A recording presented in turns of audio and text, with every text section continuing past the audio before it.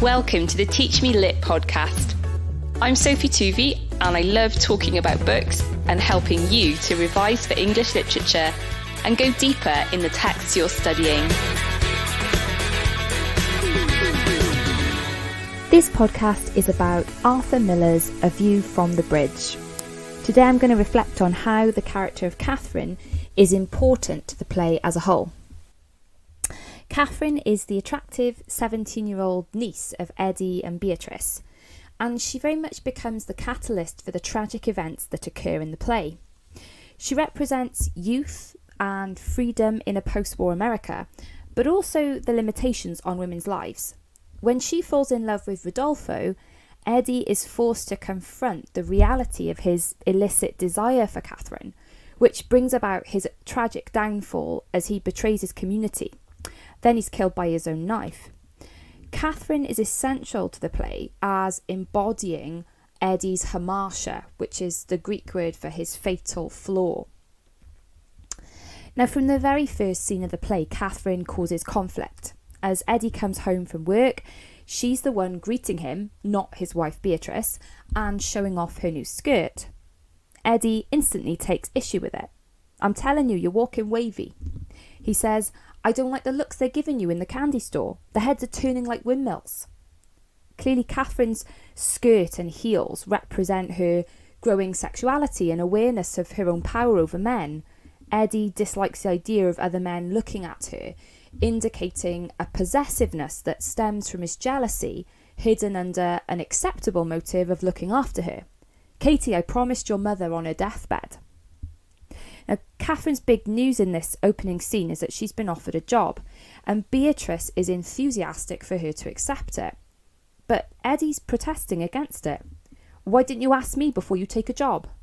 He's afraid of losing control and authority over her, and attempts to exert a patriarchal authority by demanding that she has his permission before accepting a job, and insists the job isn't good enough for her. "I don't like that neighbourhood over there." As a longshoreman who's always been in the same place, Eddie, and perhaps Beatrice too, recognise that Catherine has potential that they don't. They impose their own frustrated dreams or ambitions upon her. She represents the potential of youth that they no longer have, and the opportunities offered to young women in a post-war culture where increasingly they were working and becoming more independent. Now, at the start of the play, Catherine respects Eddie's authority and is keen to please him. And that's shown by her body language. She lowers her eyes when she sees that he doesn't like the idea of her getting the job. But the arrival of Rodolfo and their mutual attraction empowers Catherine to begin pushing the boundaries which Eddie has set. She goes out to the cinema with Rodolfo, leaving Eddie waiting around for them to come home. Rodolfo makes her aware of the wider world and tells her of his travels to Africa working on a fishing boat. She says to Eddie, "And I was never even in Staten Island," an area of New York just half an hour's drive from Red Hook. Catherine clearly begins to resent the way she's been restricted and that decisions have been made for her.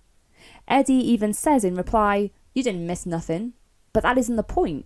He's treated Catherine like a baby. Both he and Beatrice frequently call her this pet name. She starts to assert her own independence, which is why Eddie, as the tragic hero, is thrown into crisis. His security and identity have depended on the external signs of respect he receives from Beatrice and Catherine, the two women in his household. In being replaced by Rodolfo in Catherine's affections, Eddie is reminded of his own ageing and changing role in society.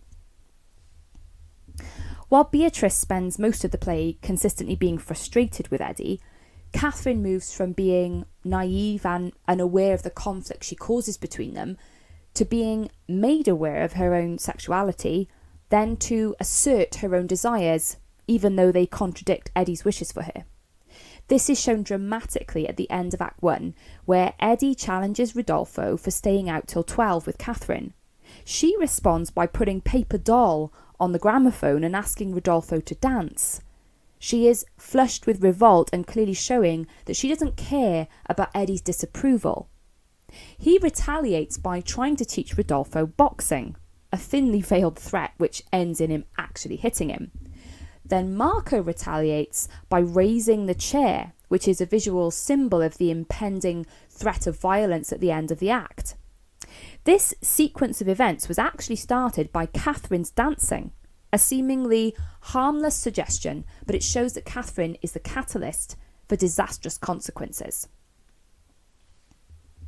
In Act 2, Catherine arguably initiates her sexual encounter with Rodolfo by saying, "Teach me," to him when they're alone in the house. She also refuses to stay when Eddie casts Rodolfo out, having discovered them. "I'm not going to be a baby anymore," she exclaims. He silences her, this is Eddie now, by kissing her. She strives to free herself and shows that she's no longer going to be a passive agent. And when Eddie then kisses Rodolfo, she tears at his face. Later on in the play, she tells Eddie, "I'm going to get married," and is no longer asking for his permission or even approval. When he questions, "You never knew no other fella," she says, "I don't want nobody else." But a real turning point is when she realises that Eddie has betrayed Rodolfo and Marco to the Immigration Bureau. She reacts in horror and fury, and when the wedding day arrives and Eddie gives Beatrice an ultimatum, "He's going to come here and apologise to me, or nobody from this house is going into that church today. Now, if that's more to you than I am, then go, but don't come back." She says, "Who the hell do you think you are?" Where Beatrice tries to pacify Eddie, Catherine fights back against what she now sees as his unreasonable demands. "You got no more right to tell nobody nothing." She even calls Eddie "this rat," which shows the way he has fallen from a place of respect at the beginning of the play to this cursed position within the community. While Catherine contrasts with Beatrice in her defiance of Eddie and provides a foil to Beatrice's character, showing the potential which Beatrice never had, she arguably exchanges one patriarchal authority for another. Rodolfo never gives her assurance that he isn't after citizenship. He flatly refuses to marry her if it means going back to Italy. While Catherine and Rodolfo seem happier than Beatrice and Eddie, and we witness the sexual consummation of their relationship, whereas we know Beatrice and Eddie haven't been together for months, this could arguably be due to the fact their relationship is new and untested. In fact, perhaps they are a picture of what Beatrice and Eddie used to be before age and jealousy destroyed their relationship. In this sense, Catherine functions both as a catalyst in the play for Eddie's downfall and a symbolic representation of youth and sexuality. In this way, she could even be seen as a facet of Eddie's own character, his lost sexual vitality or the energy of his youth and past. Catherine's loyalty to Rodolfo indicates the path Eddie should have chosen, and she ends the play with a future ahead of her, whereas Eddie and Beatrice are exiled and Eddie's death signifies a bleak future for Beatrice, who's never worked and depended on him all her life. Catherine may be deceived in Rodolfo's motives, but the ambiguity surrounding this leaves the audience to draw their own conclusions for what her future holds.